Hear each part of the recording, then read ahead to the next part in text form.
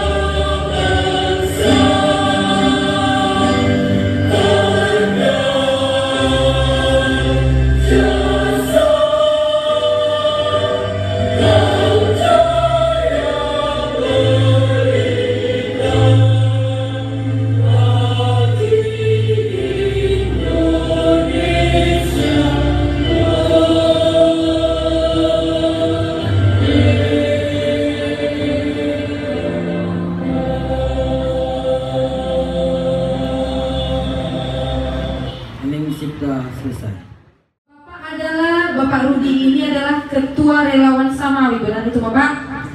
Kemudian Bapak juga seorang ustadz dan penceramah. Baik, untuk tema kita sore ini adalah membahas tentang tolak hoax, kemudian tolak konten dan narasi kebencian di sosmed, dan kemudian menciptakan medan damai dengan nuansa demokrasi yang menggembirakan, kemudian menuju medan tanah bertuah dan negeri beradat. Kita tahu kita adalah di sini satu provinsi lah gitu ya, Sumatera Utara ya, dengan berbagai macam suku, agama, warna kulit gitu, dan lain sebagainya. Tetapi ini yang namanya hoax ini benar-benar sangat menjerabut dan sangat mengganggu dan sangat-sangat membuat kita itu sering bukan hanya adu argumentasi, bahkan sampai adu otot, ada yang saling bunuh-membunuh. Jadi kedua orang narasumber kita ke depan ini kita minta kehadirannya untuk menanggapi bagaimana cara kami masyarakat ini menanggapi isu hoax yang sedang beredar saat ini. Assalamualaikum warahmatullahi wabarakatuh. Waalaikumsalam. Terima kasih kepada moderator kami yang cantik, Ibu Titi Lestari. Terima kasih Zibuan. Yang kami hormati, karena hadir saya lihat di sini ada dari tim TKD, Kak Ade Sandra kebetulan baru kelihatan bersama suami terkasih. Juga hadir para relawan yang ada di sini yang tidak bisa kami sebutkan satu persatu namanya. Bapak-bapak, ibu-ibu hadirin yang dirahmati Allah, saya Ketua Samawi Solidaritas Ulama Muda Jokowi. Saat itu unta yang dia tunggangi Sofwan itu diberikan kepada Aisyah, lalu Aisyah menaiki unta itu, lalu mereka pun berjalanlah menuju Madinah. Tetapi Sofwan, karena dia adalah pasukan yang diperintah oleh Rasulullah, tidak mungkin berada sama di dalam unta itu, seperti layaknya menunggang istri kita kan begitu. Nah, dia tidak pakai, dia turun dia di jalan, lalu Aisyah di atas, dia iringi. Sampai di Madinah ada satu orang tokoh munafik namanya Abu Sofyan. Lalu Abu Sofyan ini menyampaikan berita. Sofyan al-Halul itu tokoh munafik. Kalau munafik itu kan kriteria dalam Islam itu adalah biasa berbicara selalu bohong. Nah, itu ciri munafik. Kalau berjanji selalu mengkhianati. Kalau dipercaya tidak pernah amanah. Itu minimal 3 kriterianya. Masih banyak lagi kriteria itu. Bagi yang belum kenal, ya saya Lamsiang Sitompul, sarjana hukum, master hukum. Saya praktisi hukum, pengacara. Tapi tambahan saya juga ketua dari perkumpulan Horas Bangsa Badak, yang notabene kami ini berada di garda terdepan untuk melawan hoax, gitu ya. Jadi ya kemajuan teknologi informasi belakangan ini sangat cepat, gitu ya. Jadi ya sebenarnya antara teknologi dengan agama itu harus seiring sejalan, gitu Pak Ustadz ya. Artinya begini Pak Ustadz, kami di Fakultas Hukum itu menjadi mata kuliah yang wajib hukum Islam 1 dan Islam 2. Cuma hukum faraid saya cuma dapat nilai D, gitu ya. Jadi biarpun saya Nasrani, saya senang juga mendengar khotbah-khotbah dari rekan Muslim. Kalau dulu zamannya itu ya, Dai Sejuta Umat itu ya, Zainuddin MJ, masih zamannya radio, saya cantik terus itu radio. Itu yang pertama saya gemari. Yang kedua, Agim. Komunis itu berkata seperti ini, berbohonglah semaksimal mungkin dan sesering mungkin, suatu saat orang akan percaya itu suatu kebenaran, gitu loh. Dan saat ini kita juga tidak tahu sebenarnya yang mana bohong, yang mana enggak, Pak. Ya kan? Yang mana yang bohong, yang mana tidak. Isu hoax ini sebenarnya mengarah kemana sih? Politik ini mengarah kemana itu? Apakah itu sara, suku, agama, harus politik? Karena kita lihat kan, ada terkadang nih seperti kemarin Ratna Sarumpait isunya kenapa sih sampai berbohong begitu? Gitu kan, maksudnya apa begitu? Nah kemudian ada lagi yang mengatakan bahwa ini kita mau negara Indonesia ini mau jadikan negara Islam gitu. Nah sementara bagaimana kita dan Kristen? Nah kita di situ kan. Padahal itu cuma isu gitu, jadi sering perang dengan diri sendiri. Jadi sebagai masyarakat yang sering menggunakan medsos, bagaimana cara Bapak mengatasi gitu loh, menghambat gitu, mencegah gitu, mengurangi isu itu bisa tersebar gitu Pak. Silakan. Saya seperti kata Bapak tadi, iya. Kalau tidak jelas saya tidak tanggapi.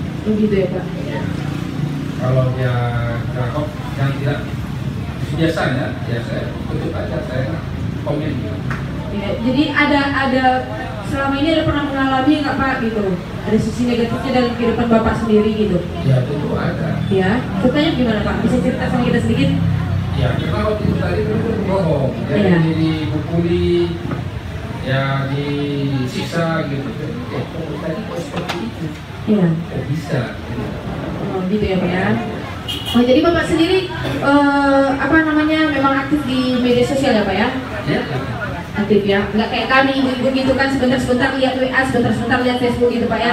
Ada berita sedikit di share, sebentar sedikit di share gitu kan. Jadi sebenarnya itu salah ya Pak ya? Pak Tarigari yang benar, pikirkan dulu, jangan di share. Begitu ya Pak. Jadi kita kenalan dulu, nanti kalau nggak jelas Bapak tinggalin saya begitu ya Pak? Oke, terima kasih. Nama saya Luhut Sitorang. Kebetulan kami juga satu profesi dengan Pak Lamsia, advokat, dan saya sekjen di Ormas Konsolata. Saya sangat tertarik pembahasan hari ini, jadi kita batasi dulu hoax dalam konteks relawan Jokowi. Saya kira kita semua sepakat supaya pengertian hoax ini kita batasi dalam konteks pilpres. Memang kita sebagai bangsa Indonesia, sebagai pengguna internet terbanyak di dunia, ini sangat mencengangkan. Artinya kita orang Indonesia lebih suka megang handphone daripada berkreasi untuk inovasi, untuk kebaikan, untuk kemajuan bangsa, dan selalu atensi terhadap viral, hashtag dan sebagainya. Ini sangat mengkhawatirkan. Sangat mengkhawatirkan bagi kita. Saya setuju, tolak hoax. Solusinya apa? Seperti yang dikatakan oleh Imam Ustadz tadi, Rudi dan Pak Lamsi yang setuju, ya kan, mengedepankan keimanan dan dari sisi hukum, sumber cek berita dan apakah benar berita itu. Kalau saya menginginkan utamakan cara berpikir mindset kita adalah sebar hanya kebaikan, sebar hanya kebaikan saja. Kita jangan mau bermain api untuk menyebar sesuatu yang untuk membuat kita ya supaya dapat uang dari YouTube dan apa. Gak perlu, saya kira itu kita gagal sebagai suatu pendapatan. kita negara kaya makmur segala macam SDM alam yang luar biasa. Kemudian tolak konten narasi kebencian sosial media. Tolak ini kontennya ini langsung saja foto, meme dan video dan cerita di sosial media dengan cara menceritakanlah pengalaman keluarga, menceritakan cantiknya istri kita, anak kita yang bisa tamat dengan cum laude, dan betapa kita memandangkan segala sesuatu tentang kebaikan, tentang keluarga terdekat kita, saudara kita, jangan yang lain. Waalaikumsalam. Nama saya Isfawani. Saya untuk mengantisipasi ke keluarga kecil saya, setiap malam itu saya lihat HP-nya. HP itu. Dan anak-anak ini ya, Bu? Ya, dan saya ajak berkawan. Jadi saya pantau dari situ. Oh gitu ya? Kalau kira-kira agak menyimpang, saya langsung ini tegur, panggil gitu. Iya. Iya. Jadi kita terhalang ya, Bu ya. Aduh. Oke, iya silakan, Bu.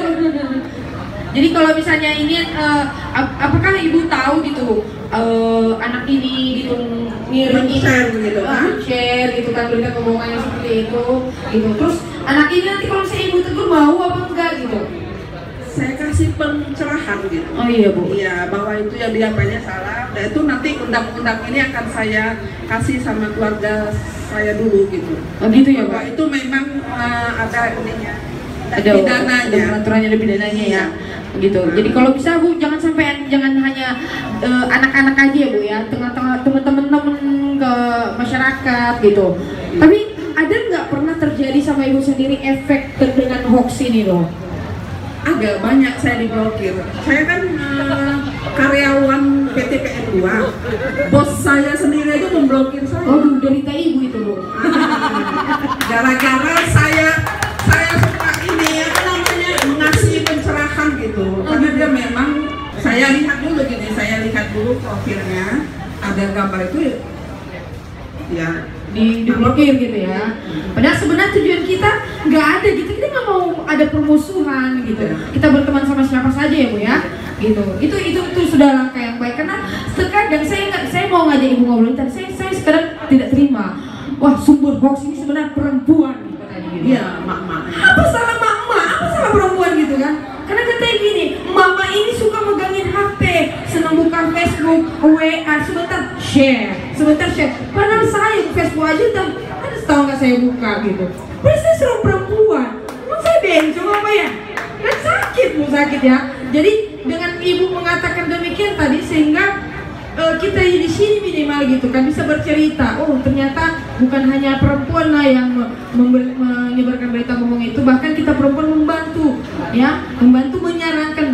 Justru karena kita memberikan sisi yang positif tadi, mengarahkan dan segala macam, ternyata Ibu malah diblokir. Selamat ya, Bu, itu dari Ibu. Terima kasih, Bu ya. Oke, baik, dari berebutan. Sebentar ya, Bu ya. Pasti saya kasih waktu. Jadi apa yang disampaikan Pak Ustadz tadi katanya, kalau senyum kelihatan indah, kalau saya lebih bagus nggak usah senyum. Karena kenapa? Jadi biar teman-teman ingat langsung bahwa ketika saya senyum, kawan-kawan akan tahu siapa saya dan tidak akan pernah lupakan saya. Inilah saya menulang Jos Martomo yang belum tumbuh giginya. Jadi ini yang dibahas tadi, kebetulan maaf bila saya terlambat tadi, kami dari Sibolangit barusan, tapi dengan undangan daripada Bung Tengku dan Ketua Umum Horas Bangsa Batak mengharuskan saya harus sampai di sini. Dari Sibolangit tadi ujar waktu. Terima kasih dan maaf keterlambatan kami di sini. Yang di samping saya Pak Ali Tampung Bolong, beliau juga sudah melanglang buana di Kota Medan ini. Tapi yang ingin saya sampaikan, kita membenci berita bohong atau hoax kata si enaknya. Memang iya, secara tidak sengaja atau tanpa kita sadari bahwasanya kita sendiri sudah melakukan hoax itu. Berita yang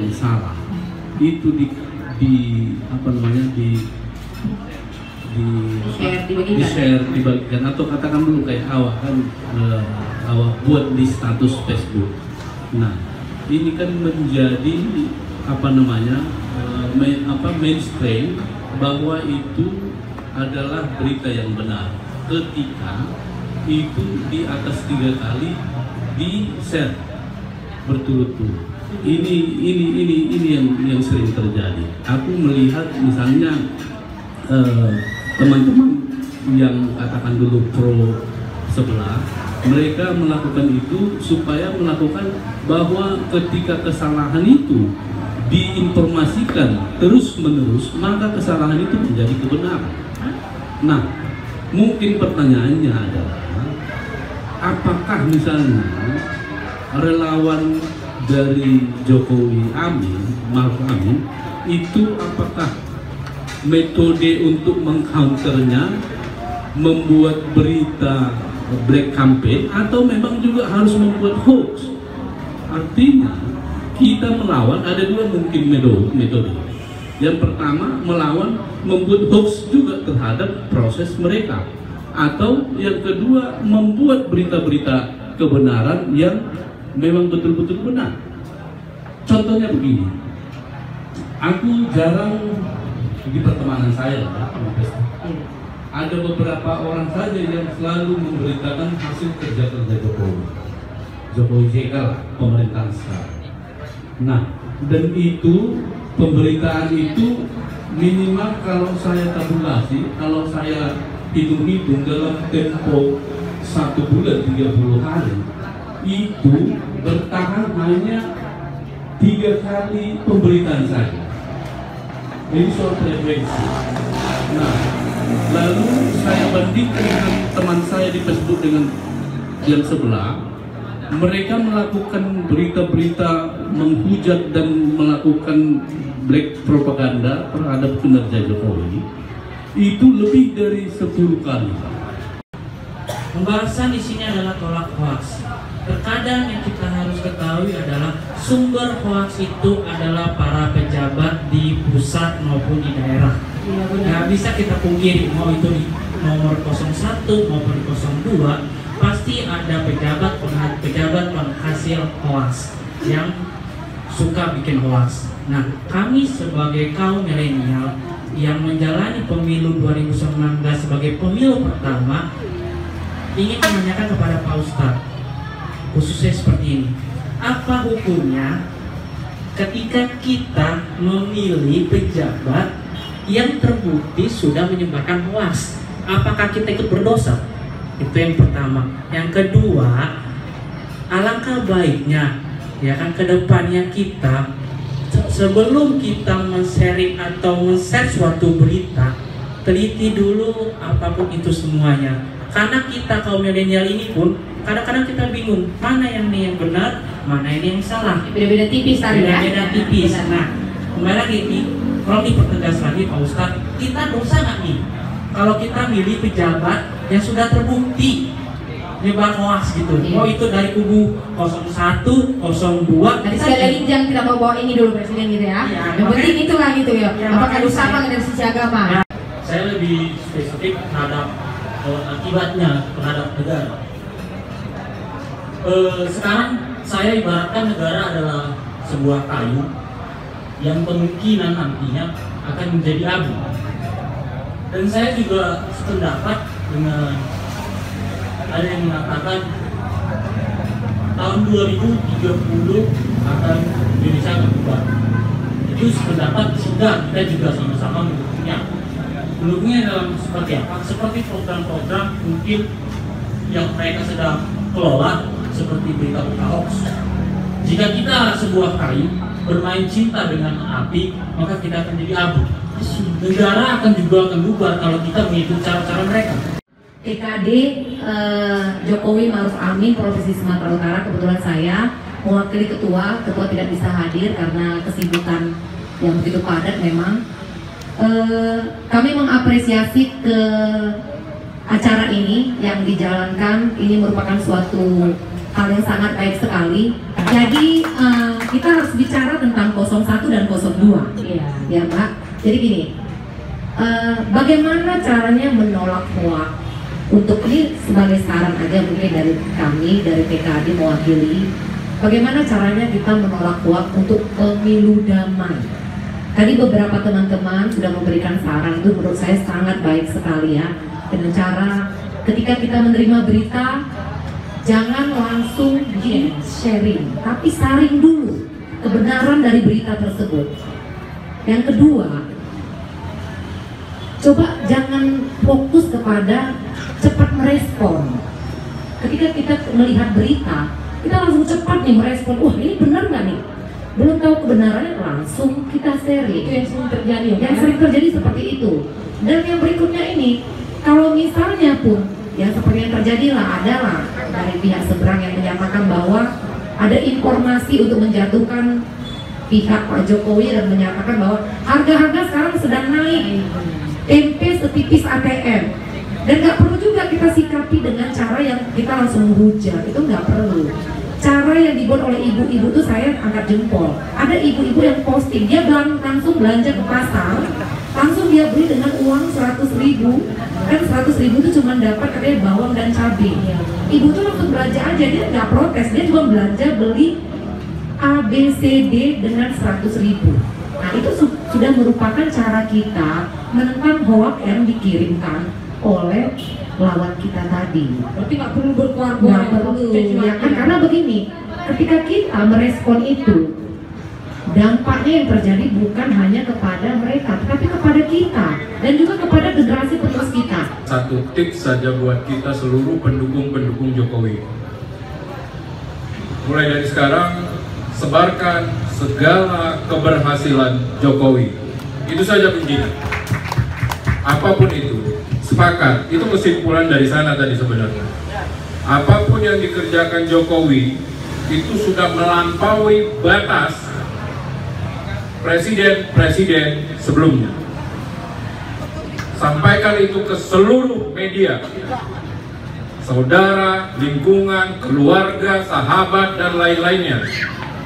Apapun itu bentuknya, mau kita selfie di situ, mau kita buat video singkat di situ, silakan.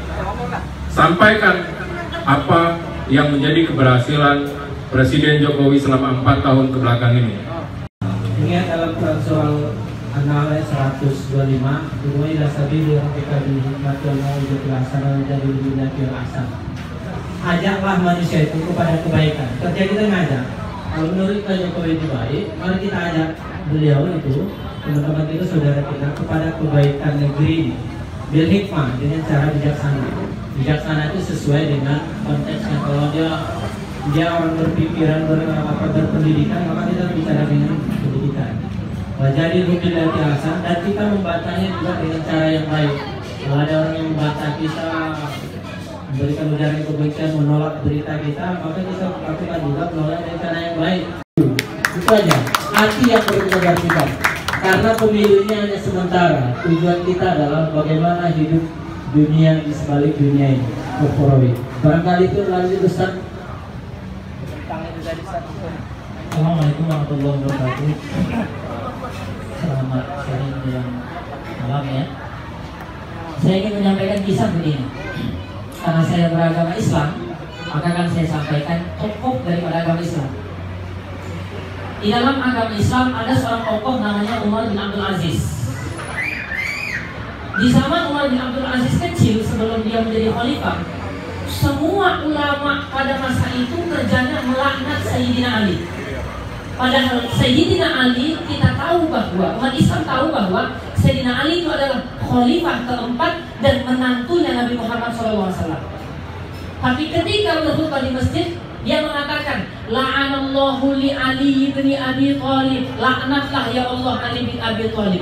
Karena pada masa itu terjadi peperangan antara Ali dengan Muawiyah bin Abi Sufyan. Jadi kondisi ini terus menerus. Siapa ustadz yang tidak mau melaknat Ali, maka tidak dipakai di masjid-masjid. Ini faktanya sekarang. Kalau ada ustadz dukung Jokowi, datang khutbahnya dicoret semua di masjid-masjid. Ini termasuk Ustaz Rudi ini ya. Termasuk Ustaz Rudi. Saya juga merasakan ya seperti itu. Jadi ketika saya men-share, saya biasa nge-share di Facebook begini.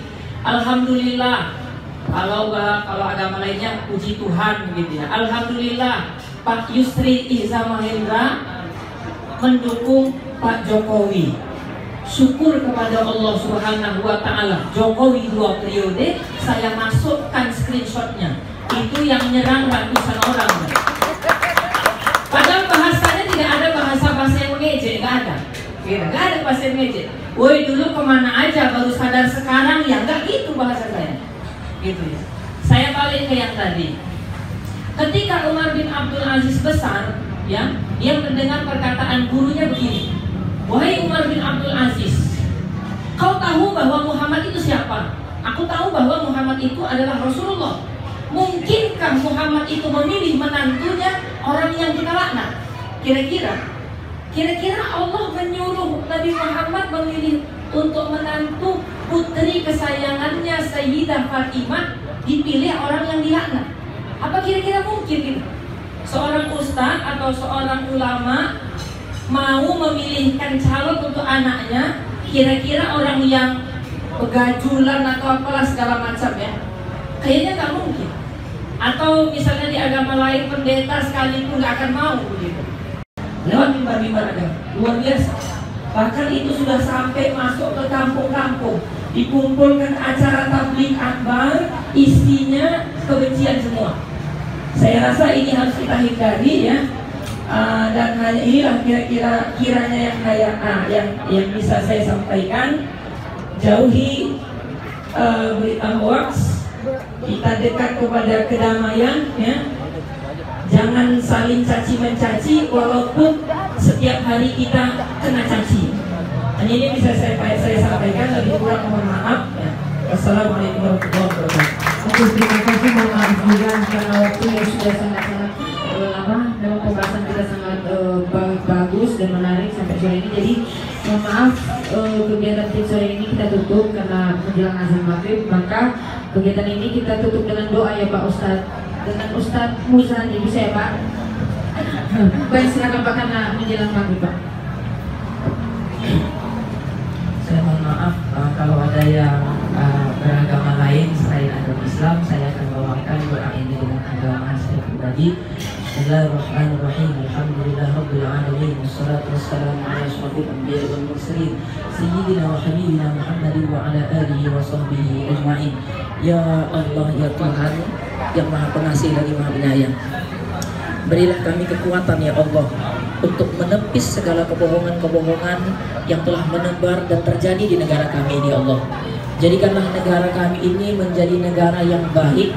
Jadikanlah masyarakatnya menjadi masyarakat yang jujur. Jadikanlah pemimpin-pemimpin kami Allah sebagai pemimpin yang amanah, yang mampu menjalankan segala tugas yang mereka emban selama ini ya Allah.